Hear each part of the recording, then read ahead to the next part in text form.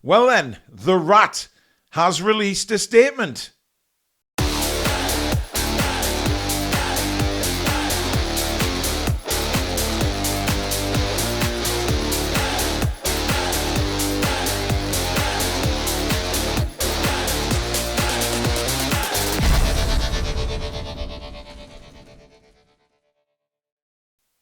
Hi everybody, welcome to the Toon Review YouTube channel. My name's Paul. This is your latest Newcastle United news. Thank you once again for tuning in. So, Alexander Isak has decided to finally release a statement thanking everybody at Newcastle. Blah, blah, fucking blah. I said yesterday on the Deadline Day show that if Alexander Isak wanted to release a statement, I would feel like meh. You know, it wouldn't mean anything to me because of what he's done to the club over the summer. He can't release a heartfelt statement saying, oh, it's been wonderful and all of this garbage when he's treated the club with so much disdain over the summer. And I'm pretty sure that most Newcastle United fans will feel exactly the same as I do. You've probably all seen it now on social media. He released the statement via his Instagram. Now, again, questions are asked, was it really Isak that wrote that or just a representative to think, yeah, we better put something towards Newcastle United? Because in his interviews yesterday, he never once thanked Newcastle United. He could have done it when he was in front of the TV cameras. You know, when he was being welcomed to Liverpool, he could have turned around and said, I want to thank Newcastle and the Newcastle fans, etc. We've done really well, but now it's a new chapter in my life kind of thing. Didn't say a word about that. He's waited till behind the scenes again. And certainly, I mean, he's away with Sweden. So for me, I think this has been written by somebody else, as usual. But I'm interested to know what you guys think of it. Because like I say, I think it's too little too late from Isak. We'll read it out and see what you think. I want to express my gratitude to my teammates, the staff, and above all, the city of Newcastle and all the amazing supporters for the 3 unforgettable years we shared together. Now, I'm sorry, but I read that bit and I want to stick my fingers down my throat. Because if you had any regard for Newcastle United, you had any regard for your teammates, the staff, the fans, you wouldn't have buggered off on strike and left us with no striker for the first 3 games of the season.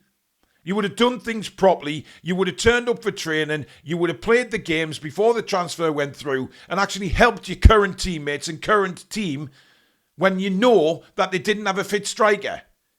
So for me, that means absolutely shit all. And look, I may be in the minority. I don't think I am, by the way, because I think a lot of you will feel the same way when you've read the statement and you think, doesn't mean anything. Far too little too late.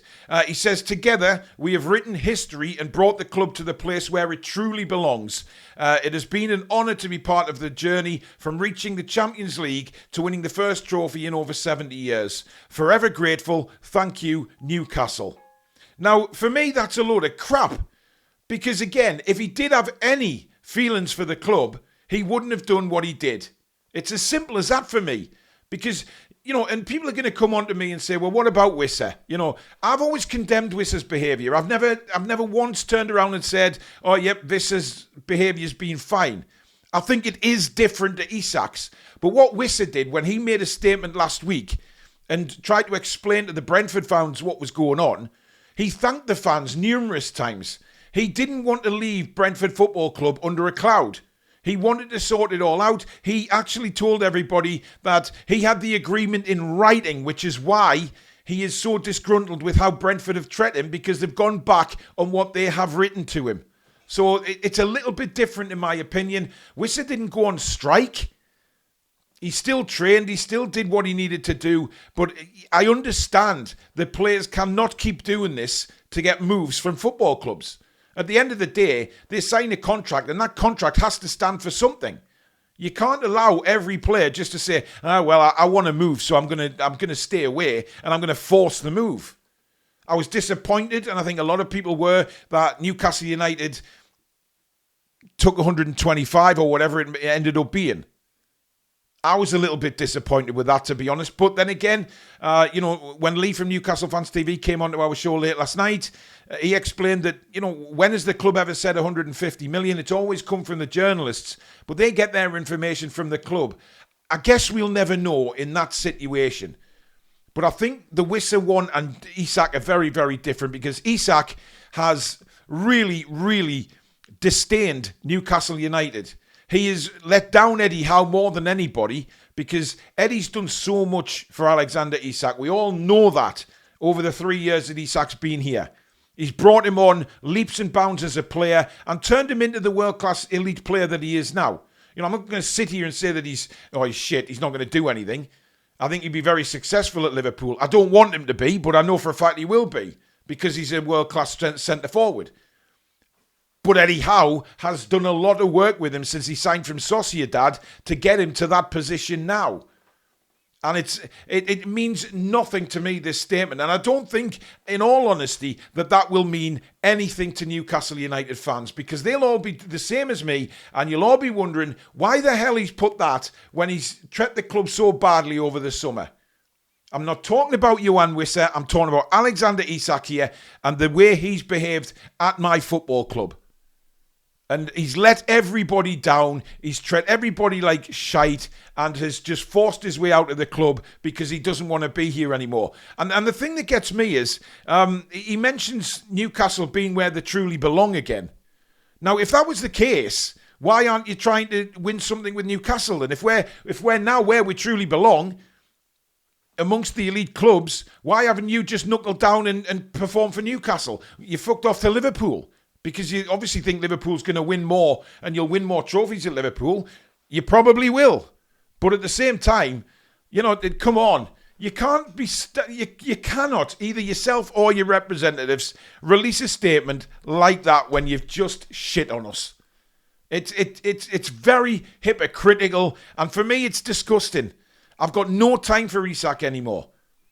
I've said for weeks and weeks that I wanted him out of the club because of the way he treated everybody, mainly the manager.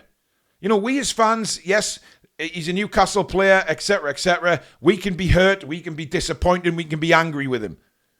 But Eddie Howe is the main person he's let down here. The work that Eddie's done. And you could see that Eddie was getting really tired of all the questions, really tired of everything fired at him in press conferences regarding Isak. And eventually, on Friday, for me, he was pushed over the edge a little bit to say, right, I've had enough. Isak, he's out of my hands now. He's with people above me. It's gone. I'm concentrating on my football team, the players that I have available. And he made it very, very clear that that was his stance on it. And Eddie's hurt. Of course Eddie's hurt because he's worked with this player and brought him on leaps and bounds and was hoping that Isak would be a big part of the Champions League campaign this season. But he's not going to be. He's now a Liverpool player. And yes, we do need to draw the line under Isak, which I think we all need to do after we've had our say on this ridiculous statement and then moved on. Now, obviously, you know, something else has happened today with certain players putting messages to Isak. That's caused a lot of anger amongst a few of the Newcastle fans. Now, my stance on that is I'm not too bothered by it, to be honest. Obviously, they are very good friends. You know, certain teammates will bond with others more than others. And I think that's what happened here. You know, Isak's good mates with Anthony Gordon, obviously with Sven Botman as well. But Sven Botman's took a load of fire on social media, and I think it's ridiculous. He's just saying goodbye to his mate. That doesn't mean Botman agrees with his stance. Botman doesn't agree with what Isak's done. Neither does Anthony Gordon, for that matter. They're not happy with what he did, but they're still mates with him. They're still entitled to say, oh, goodbye and good luck, whatever. But that doesn't mean that these players are not going to perform for Newcastle United or they've let Newcastle United down. I just think sometimes it's way over the top with the other players. All they've done is wished him well. And that's not for us to do because we're not mates with Alexander Isak. We can't stand the fucker because of what he's done to our football club and the way he's behaved. But behind the scenes, he's got friends at Newcastle United who have just wished him well. I don't see the abuse or any reason for these players to get abuse just because they've thanked him. I think maybe that they have to read the room a bit better. You know, maybe just send a personal message for him. Don't put it out on social media because they need to read the room. Obviously, there's a lot of anger towards Alexander Isak. So I understand it in a way. I don't understand sending players abuse or having to go at them. That it's just pointless. Absolutely pointless. They're just wishing their mate well. But maybe thinking about it, it would be better if they just did it privately via text message and not on social media. But the way the world is today, social media is there, and you use it in very, very different ways.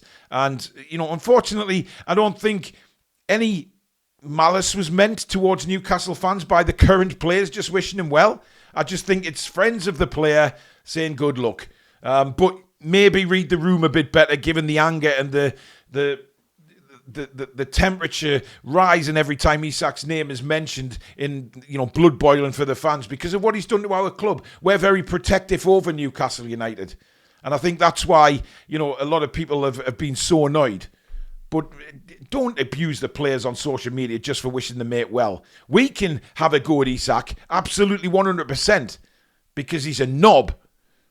But the current players that are right there for Newcastle United now need our support more than anything going into this season, rather than pissing little messages on X and things like that, having a go at them and having a dig at them.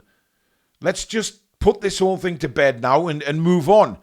I don't see the point. But anyway, let me know. What did you think of Isak's statement? Were you the same as me? Were you like, I couldn't give a shit, to be honest. I can't stand the bloke, and it's just a load of hypocritical nonsense, to be quite honest. Are you the same as me? And where do you stand on the other players? Obviously, saying goodbye to him, wishing him well on social media. Should it have been done in private? Should it really have been aired on social media? Should they read the room a bit better? I don't know. I've just given my opinion, really, and I don't know how anybody else feels on it. But let me know in the comments. Thank you very much for watching. Please give it a like if you've enjoyed the video. And of course, if you're new around here, please do subscribe. It is completely free. All that we ask is that you basically hit the notification bell so you never miss any uploads such as this one or any of our future live shows. But that's it for now. We'll see you very soon. Take care.